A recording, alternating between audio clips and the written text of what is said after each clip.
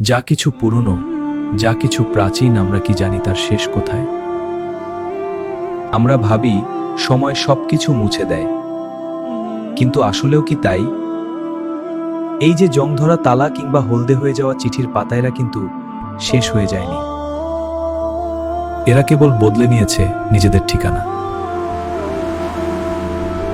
আধুনিকতার চাকচিক্যে আমরা প্রাচীনকে অবহেলা করি, ভাবি নতুন মানেই জয়।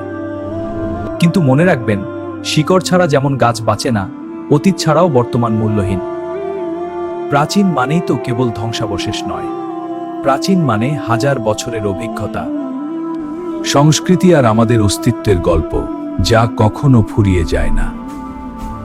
ইতিহাস শেষ হয় না, তা কেবল নতুন প্রজন্মের হাতে হাতবদল হয়। যা আজ প্রাচীন তা একসময় ছিল নতুন, আর যা আজ নতুন একদিন তাও প্রাচীন হবে।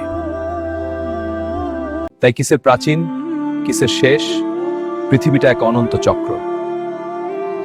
এখানে হারায় কিছুই না, শুধু স্মৃতি হয়ে বেঁচে থাকে।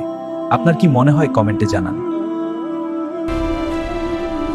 ইতিহাসের এমন রোমাঞ্চকর গল্প জানতে সাবস্ক্রাইব করে আমাদের সাথেই থাকুন।